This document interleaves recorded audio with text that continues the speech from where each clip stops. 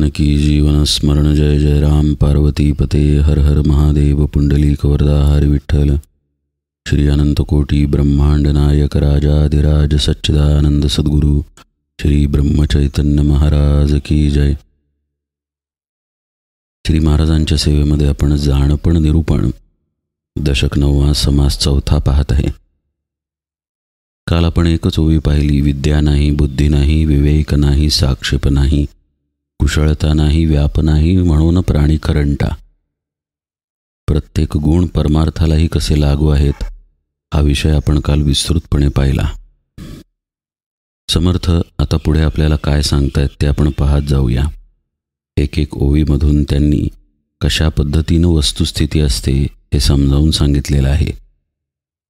अर्थात जे गुण आपण काल बघितले ते गुण नसतील तर प्राणी म्हणजे मनुष्य करंटा असतो असं समर्थ जे म्हणत आहेत, त्याच्या उलटच हे गुण असतील तर त्याला वैभवाला काहीही तोटा नाही असं पुढच्या ओळीत समर्थ आपल्याला सांगत आहेत।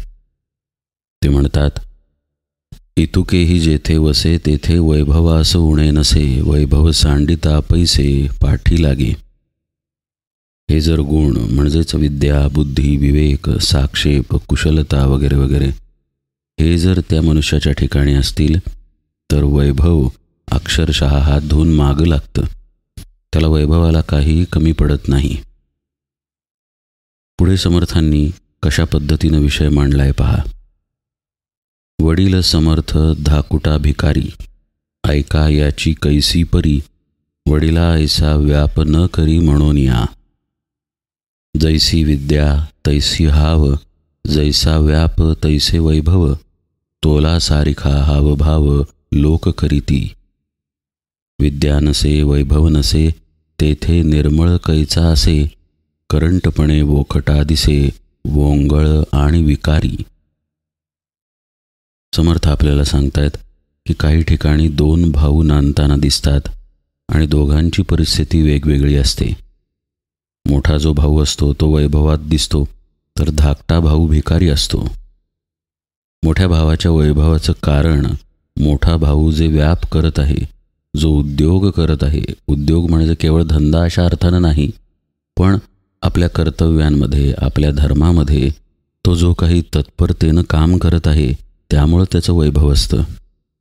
जेवढी माणसाची विद्या असते तेवढी त्याची महत्त्वाकांक्षाही असते। जर तुम्ही एखाद्या डॉक्टरला भेटला तर त्या पद्धतीची त्याची महत्त्वाकांक्षा असेल।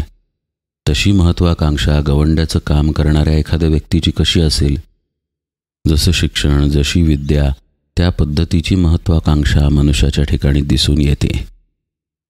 मग जशी महत्त्वाकांक्षा असेल तसा तो व्याप करतो, उद्योग करतो, आणि जसा तो उद्योग करतो तसं त्याला वैभव मिळतं। जेवढं माणसाचं सामर्थ्य असतं तेवढी त्याची कर्तबगारीही दिसून येते असं समर्थ आपल्याला सांगत आहेत। तोला सारिखा हावभाव लोक करीती असं ते म्हणतात। विद्या नसे वैभव नसे तेथे निर्मळ कैचा असे असं ते म्हणत आहेत। आता जर यासाठीची विद्याच नसेल तर वैभव कुठून येणार? समर्थ म्हणतात, करंटपणे वोखटा दिसे वोंगळ आणि विकारी।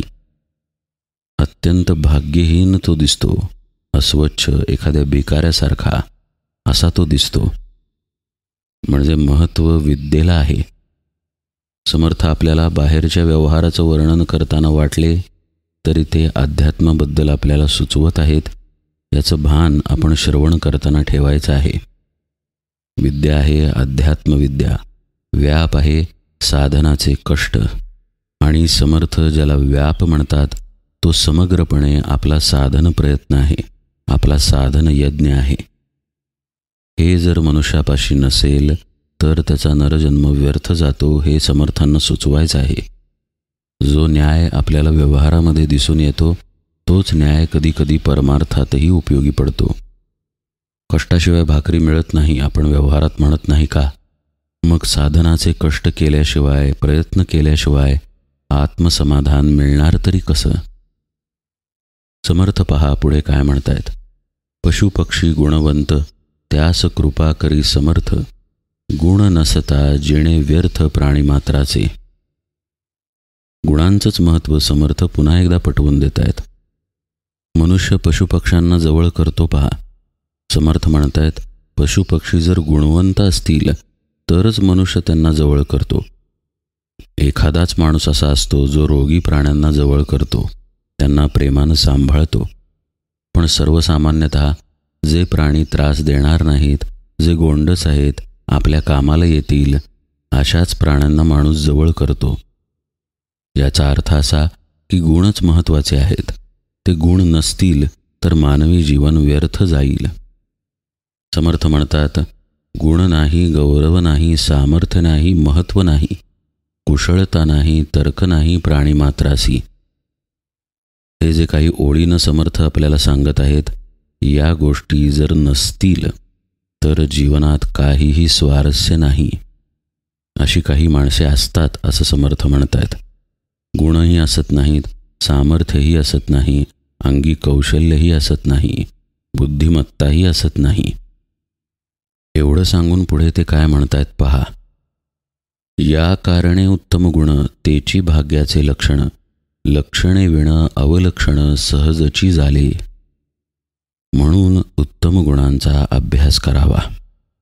उत्तम गुण अंगामध्ये बाणण्याचा अभ्यास करावा. आता यावरती पुष्कळ काही बोलण्यासारखं आहे.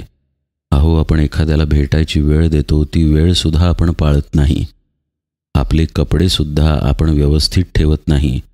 प्रसंगी आपलं शरीरसुद्धा आपण स्वच्छ ठेवत नाही. तर समर्थांना अपेक्षित असलेल्या उत्तम गुणांपर्यंत आपल्याला पोहोचण्यासाठी किती वेळ लागेल कल्पना करून पहा. साध्या साध्या गोष्टी आहेत, पण उत्तम गुणांचा जर अभ्यास अंगी बाणला नाही तर भाग्य कधीही पदरात पडणार नाही. एक साधी गोष्ट आहे. सर्वच जण आपण आपापल्या कामांमध्ये व्यस्त आहोत. सकाळी 7, प्रसंगी काही जणांचा सकाळी 6 वाजताच दिवस सुरू होतो, धावपळ सुरू होते आणि दिवसभर धावपळ करून घरी परत येईपर्यंत रात्रीचे 8-9 वाजत असतील. नंतर 4 घास खाऊन शांतपणे बसून झोपायला जर 11 वाजून जात असतील तर मनुष्यापाशी साधनेसाठी वेळ कुठे राहिला. पण आपण जर उत्तम गुणांचा अभ्यास केला तर आपल्या या दैनंदिन जीवनातही आपल्याला साधनेसाठी 1.5-2 तास काढता येतील. पहाटे उठून साधना करता येईल, पण पहाटे उठण्यासाठी वेळेत झोपण्याचा उत्तम गुण अभ्यासावा लागेल. बाहेर कुठेही जायचं नाही, बाहेरचं काहीही खायचं नाही, वेळेत घरी यायचं आणि वेळेत झोपायचं. एवढं जर सांभाळलं तर पहाटे उठता येईल. पहाटे जर उठता आलं तर थोडा वेळ आपल्याला आपल्या साधनेसाठी देता येईल. शांत डोळे मिटून नामस्मरणाला किंवा ध्यानाला बसता येईल. थोडी भगवंताची पूजा करता येईल, त्याचं स्मरण करता येईल आणि मग धावपळ तर आहेच. उत्तम गुण जसे व्यवहारामध्ये काही प्रगती करण्यासाठी आपल्याला उपयोगी पडतात, तसंच उत्तम गुणांची परमार्थ साधनेसाठीही गरज आहे. त्यासाठी तर आणखी जास्त गरज आहे, कारण त्या साधनेतून आपल्याला काही लगेच फळ मिळत नाही आणि फळ मिळावं म्हणून ती साधना करायचीही असत नाही. पुष्कळ काम केलं ऑफिसमध्ये किंवा चांगलं काम केलं, वरच्या वरिष्ठांची मर्जी राखली तर आपली बढती होईल, आपली पगारवाढ होईल. अशी परिस्थिती काही परमार्थात नाही. त्यामुळं आपल्या मनाचा ओढा परमार्थाकडे जरा कमीच असतो. आज साधन केलं नाही म्हणून कुठे बिघडलं, अशा पद्धतीचा भाव मनामध्ये येऊ शकतो. पण उत्तम गुणांचा ज्याचा अभ्यास आहे तो त्याचा व्यवहार आणि परमार्थ दोन्हीही कटाक्षानं सांभाळील, जतन करील आणि वाढवत नेईल. प्रसंगी थोडा प्रपंच कमी होईल, पण पोटापुरतं जर मिळत असेल, साठवणीत थोडं पडत असेल, तर तो प्रपंचाचा पसारा कमी केलेलाच बरा नाही का? तोही उत्तम गुणामध्येच येतो भाग. समर्थ म्हणतात आपल्याला की उत्तम गुण असतील तरच ते भाग्याचं लक्षण आहे आणि ते नसेल तर सगळं अवलक्षण आहे. जनामध्ये जो जाणता त्यास आहे मान्यता, कोणी एक विद्या असता महत्त्व पावे. कोणत्याही ठिकाणी तुम्ही जा, जर तुमच्यामध्ये काही गुण असेल, जर तुमच्यामध्ये कोणती विद्या असेल, जर कोणत्या तरी विषयाचे तुम्ही जाणकार असाल तर तुम्हाला महत्त्व प्राप्त होतं. त्यासाठी तुम्ही काहीतरी उत्तम गुणाचा अभ्यास केलेला असतो, म्हणून तुम्ही त्या विषयातले जाणते झालेले असता, म्हणून ती विद्या तुमच्यापाशी आलेली असते. जसं की एक डॉक्टर आहे आणि बाकीचे सगळे सामान्य आहेत, तर डॉक्टर साहेब आले असं काही जण नकळतपणे म्हणतात. आता ठराविक पद्धतीची विद्या त्यानं संपादन केली म्हणून तो डॉक्टर होऊ शकला, पण ती विद्या संपादन करताना त्यानं उत्तम गुणांचा अभ्यास केलेला असतो. आपल्या शरीराची, आपल्या मनाची धाव आवरून त्यानं अभ्यास केलेला असतो, म्हणून तो पदवीधर झालेला असतो. एखादा अवघड अभ्यासक्रम पूर्ण करण्यासाठी अभ्यासकाला आपल्या जीवनातील काही गोष्टी बाजूला ठेवून फक्त आणि फक्त अभ्यासावरती लक्ष केंद्रित करावं लागतं. हा उत्तम गुणाचाच अभ्यास आहे. या गुणाच्या अभ्यासामुळंच तो त्याचा पुस्तकी अभ्यास करू शकतो आणि त्याला पदवी मिळते. त्या पदवीमुळं त्याला समाजात प्रतिष्ठा मिळते, मान्यता मिळते. तुमच्याजवळ अशा पद्धतीची प्रतिष्ठा नसेल, अशा पद्धतीचं तुम्ही काही जाणत नसाल, तुमच्याजवळ विद्या नसेल, तर तुम्हाला महत्त्व असत नाही. पण ते सर्व महत्त्व उत्तम गुणांच्या अभ्यासामुळं प्राप्त झालेलं असतं. हे जसं व्यवहारात आहे तसंच परमार्थातही ते लागू आहे. प्रपंच अथवा परमार्थ जाणता तोची समर्थ, नेणता जाणीजे व्यर्थ निःकारण. जसं प्रपंचामध्ये जाणत्याला किंमत, तसं परमार्थामध्ये सुद्धा जो जाणता आहे त्यालाच किंमत आहे. ज्याच्याजवळ अध्यात्मविद्या आहे, ज्याच्याजवळ सद्गुरुपदिष्ट साधना आहे आणि जो त्या साधनेच्या मार्गावरून निष्ठेनं चालत आहे, त्यालाच काहीतरी प्राप्त होतं. असं जर आपण करत नसू, म्हणजे उत्तम गुणांचा अभ्यास प्रपंचातही नाही आणि मग तिथे नाही तर तो परमार्थात कुठून असणार, त्यामुळं परमार्थातही नाही, तर मग असं जीवन व्यर्थ जातं. समर्थ म्हणतायत, नेणता विंचू सरपडसे, नेणता जीवघात असे, नेणता कार्य नासे कोणी एक. नेणता प्राणी सिंतरे, नेणपणे तऱ्हे भरे, नेणपणे ठके विसरे पदार्थ काही. नेणता वैरी जिंकिती, नेणता अपायी पडती, नेणता संहारिती घडती जीवनास. समर्थ म्हणतायत, नेणतेमुळं सगळं नुकसान होतं माणसाचं, अज्ञानामुळं नुकसान होतं. जे काही अपयश आहे, जे काही वाईट जीवनामध्ये आहे, त्याचं सगळं मूळ अज्ञानामध्ये आहे. अज्ञानामुळं साप विंचू चावण्याचा प्रसंग येतो. अज्ञानामुळं जीवाला घात होतो. आपण काही करत असू तर अज्ञानामुळं ते कार्य बिघडतं. अज्ञानामुळं मनुष्य भ्रमामध्ये जातो, फसला जातो, कोणाच्या तरी भरीला पडून भलतंच काहीतरी वागतो, आपली वस्तू विसरतो. इतकंच काय, अज्ञानामुळं शत्रू त्याला जिंकतात असं समर्थ म्हणतायत. अज्ञानामुळं त्याची पूर्ण हानी होते, त्याला नुकसान सोसावं लागतं. त्याचा संहारही होतो आणि जीवांचा संहारही होतो. एवढंच सांगून समर्थ थांबत नाहीत. पुढे पहा ते काय म्हणतायत. आपले स्वहित न कळे जना, तेणे भोगिती यातना, ज्ञान नेणता अज्ञाना अधोगती. जसं हे नुकसान आहे तसंच या अज्ञानामुळं माणसांना आपलं हित कळत नाही. स्वहित या शब्दाचा अर्थ आणखी गहन आहे खरं म्हणजे, पण तो आपण नंतर पाहू. समर्थ म्हणतायत, अज्ञान असेल तर साधं साधं हितसुद्धा मनुष्याला कळत नाही. त्याला त्यामुळं यातना भोगाव्या लागतात, त्रास भोगावा लागतो, नुकसान भोगावं लागतं. ज्ञान नसेल तर संपूर्णपणे मनुष्याची अधोगती होते. माया ब्रह्म जीव शिव, सारासार भावाभाव, जाटिल्यासाठी होते वाव जन्म मरण. जसं व्यवहारातील अज्ञान नुकसान करवतं, तसंच परमार्थामधील अज्ञानही साधकाचं नुकसान करवतं. समर्थ सांगतायत आपल्याला की जीव शिव किंवा माया ब्रह्म, सार आणि असार, भाव आणि अभाव याचं बरोबर ज्ञान नसेल तर जन्ममरण सुटत नाही, मनुष्य अडकून पडतो. जसं समर्थ त्या काळच्या समाजाला पाहून हा उपदेश देत आहेत, तसाच आजचा समाजही आहे. हे एक आश्चर्यच आहे आणि अलौकिकत्वच आहे की संतांचं तत्त्वज्ञान सर्व काळी अबाधित राहतं. आजही समाजामध्ये पहा, देवधर्म म्हणजे नक्की काय, आस्तिकता म्हणजे नक्की काय, भगवंताचं नेमकं स्वरूप कशासाठी आहे आणि काय आहे, नेमकं त्याला कुठं शोधायचं, कुठं पाहायचं, आपण कशासाठी साधना करायची असते, कशासाठी उपासना करायची असते, आपण जीवभावामध्ये आहोत म्हणजे नेमकं काय, मायेचा कचाटा कसा असतो, मायेचं स्वरूप काय आहे, मग ब्रह्म काय आहे आणि शिवभाव काय आहे, हे सगळे विषय आपल्याला माहीतच असत नाहीत नीट प्रकारे. परमार्थातील हे आपलं एक प्रकारे अज्ञानच आहे. सार आणि असार याचा विचार करणं म्हणजे विवेक आहे असं आपण अनेक वेळा ऐकलं. पण हा सारासार विचार किती जणांपाशी असतो? जे असे अज्ञानामध्ये आहेत ते अर्थातच मग भ्रमामध्ये सापडतात आणि स्वतःचं नुकसान करून घेतात. जसं मगाशी पाहिलं त्याप्रमाणे अज्ञान प्रापंचिक नुकसानालाही कारणीभूत ठरतं, तर हे असं अज्ञान पारमार्थिक नुकसानाला कारणीभूत ठरतं.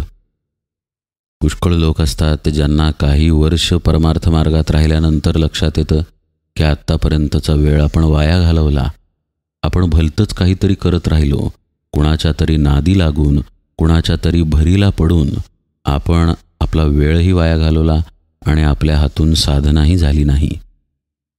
म्हणजे मुख्य जे ज्ञान आहे, स्वरूप ज्ञान किंवा आत्मज्ञान, हा विषय दूरच राहिला. पण त्या दिशेनं वाटचाल करण्यासाठी परमार्थाचं सुद्धा समग्र ज्ञान असावं लागतं. उपासना म्हणजे काय, साधना म्हणजे काय, ती कशी करायची, ती कुणाकडून घ्यायची, त्याची आवश्यकता काय, या आणि अनेक अशा गोष्टी आहेत ज्याचं ज्ञान जर नीट नसेल तर परमार्थ मार्गात मनुष्याची फसवणूक होते, त्याचं सर्व जीवनच वाया जाऊ शकतं. कोण करता निश्चयेसी बद्ध मोक्ष तो कोणासी, ऐसे जाणता प्राणियासी सुटिका घडे. जाणीजे देव निर्गुण जाणीजे मी तो कोण, जाणीजे अनन्य लक्षण म्हणिजे मुक्ती. जितुके जाणोन सांडिले तितुके दृश्य ओलांडिले, जाणत्यास जाणता तुटले मूळ मीपणाचे. न जाणता कोटीवरी साधने केली परोपरी, तरी मोक्षास अधिकारी होणार नाही. पहा, आत्ता आपण जसा विषय पाहत होतो त्याचाच विस्तार समर्थांनी पुढे केलेला आहे. खरा करता कोण आहे याची माहिती करून घेणं आवश्यक आहे. असं स्वरूप जे आपलं आहे त्याबद्दलच आपल्याला माहीत नसेल तर आपली भरकटच होत राहणार ना. समर्थ म्हणतायत, हा खरा करता कोण आहे, बद्ध स्थिती म्हणजे काय आणि मोक्ष होतो म्हणजे नेमकं काय होतं, याचं जर नीटपणानं ज्ञान झालं नाही तर माणसाची सुटका होणार नाही. पण याचं जर निश्चित ज्ञान झालं तर मनुष्य सुटेल, मुक्त होईल. याचं ज्ञान झालं तर तो मुक्त होईल किंवा सुटेल म्हणजे काय, तर मुक्तीच्या मोक्षाच्या वाटेवरती तो येईल. नेमकं परमार्थात करायचं काय आहे हे कळायला तरी हवं ना. तेच जर नीट कळलं नाही तर आपण त्या मार्गावर राहणार कसं, मुळात त्या मार्गावर येणार कसं. देव निर्गुण आहे ही गोष्ट खरीच आहे, समर्थ कबूलच करतायत. स्पष्टपणे ते म्हणतायत, जाणीजे देव निर्गुण. पण तो एकदम कसा कळणार? आपण आपल्या देहभावामध्ये अडकलेलो आहोत. त्यामुळे आधी आपलं स्वरूप आपल्याला जाणून घ्यावं लागेल की आपण देह नसून कुणीतरी वेगळे आहोत, आत्मस्वरूप आहोत. देह केवळ माध्यम आहे. म्हणून म्हणतात, जाणीजे देव निर्गुण जाणीजे मी तो कोण. हे आपलं असलेलं स्वरूप निर्गुणच आहे. जसा देव निर्गुण आहे तसंच हे स्वरूप निर्गुण आहे. पर्यायानं हाच खरा देव आहे. जाणीजे अनन्य लक्षण म्हणजे मुक्ती. असे हे अनन्य लक्षण म्हणजे अन्य तिथं कुणीच नाही आहे. एक भगवंत, एक आपलं आत्मस्वरूप सोडल्यास तिथे दुसरं कुणीही नाही आहे. हे जर कळेल तर मुक्ती घडेल असं समर्थ म्हणतायत. म्हणजे तत्वदृष्ट्या पाहता आपण मुक्तच आहोत, पण आपण स्वतःला बद्ध करून घेतलेलं आहे. पण हे कळावं लागेल ना. हे ज्ञान नसेल तर आपली बद्धदशा टाकण्याबद्दलही आपण विचार करणार नाही. आपला मी आणि आपला देव हे मुळात वेगळे नाहीच आहेत. पण हे कळण्यासाठी तसं ज्ञान असावं लागतं. ते आधी समजून घ्यावं की आपणच भगवत स्वरूप आहोत आणि मग त्या दिशेनं वाटचाल केली की मुक्ती ठरलेलीच आहे, मोक्ष ठरलेलाच आहे. समर्थ म्हणतायत, जितुके जाणोन सांडिले तितुके दृश्य ओलांडिले. याचा अर्थ काय? व्यवहारामध्ये किंवा प्रपंचामध्ये आपण जे काही जाणतो त्याला आपण ओलांडतो. इयत्तांचंच उदाहरण पहा ना. 4थी पार करून आपण 5वीत जातो, 5वी पार करून 6वीत जातो. अर्थ असा की 4थी जाणली, 5वी जाणली आणि जेव्हा ती जाणली तेव्हा त्याच्या पार आपण झालो. उदाहरणासाठी दिलेला हा दाखला आहे. तसं समर्थ म्हणतायत, जाणत्यास जाणता तुटले मूळ मीपणाचे. तसा जो आपल्यामध्ये बसलेला जो खरा जाणता आहे त्याला जर आपण जाणलं, ज्याच्यामुळं आपल्याला जाणीव होते, ज्याच्यामुळं आपल्याला समजतं की आपल्याला ज्ञान झालं आणि ज्याच्यामुळं आपल्याला समजतं की आपण अज्ञानात आहोत, हे सर्व काही ज्याच्यामुळं आपल्याला कळतं तो खरा कळता आहे, जाणता आहे. त्याला जर आपण जाणलं तर आपल्या मीपणाचं मूळ तुटेल. मीपणाचं मूळ तुटेल म्हणजे काय? आपला भ्रम जाईल की आपण देह आहोत, आपण जीव आहोत, आपण तेच आहोत हे आपल्याला पटेल. जो जाणता आहे तो आणि मी यामध्ये अंतर नाही हे आपल्याला पटेल. पण त्यासाठी त्याची माहिती करून घेणं गरजेचं आहे. त्याच्या ज्ञानामध्ये जाणं गरजेचं आहे की आपलं स्वरूप काय आहे. आणि ही माहिती, हे ज्ञान, हा उपदेश आपल्याला सद्गुरूंपाशीच मिळतो. न जाणता कोटीवरी साधने केली परोपरी, तरी मोक्षास अधिकारी होणार नाही. हे स्वरूप न जाणता साधने अनंत केली तर त्याचा काहीही उपयोग नाही. अशी अनंत साधने करणारे अनंत लोक होत आहेत, आजपर्यंत होऊन गेलेले आहेत. पुन्हा पुन्हा जन्माला येऊन पुन्हा पुन्हा तेच करतात किंवा पुन्हा पुन्हा संसार चक्रात अडकत राहतात. हातामध्ये मोक्ष लागत नाही, मुक्ती मिळत नाही, ते मोक्षाचे अधिकारी होत नाहीत. त्याला ओळखता आलं पाहिजे ज्याच्यामुळे जाणीव आहे, त्याला ओळखता आलं पाहिजे ज्याच्यामुळे नेणीवही आहे. आणि तो जो कोणी आहे तो जाणीव आणि नेणीव याच्या पलीकडचा आहे. ते आपलं स्वरूप आहे, तो आपला आत्मा आहे, तो आपला खरा देव आहे. त्याला न ओळखता जर साधनांचे खटाटोप केले तर अशी व्यक्ती साधना करत राहील, पण अज्ञानजन्य साधना करत राहील, अज्ञानातच राहील, मोक्षाचे अधिकारी होणार नाही. पुढेही समर्थांनी विवेचनाचा विस्तार केलेला आहे. तो भाग आता आपण यथावकाश पाहूया. आज निरूपण सेवेला इथेच विराम देतो. जानकी जीवन स्मरण. जय जय राम.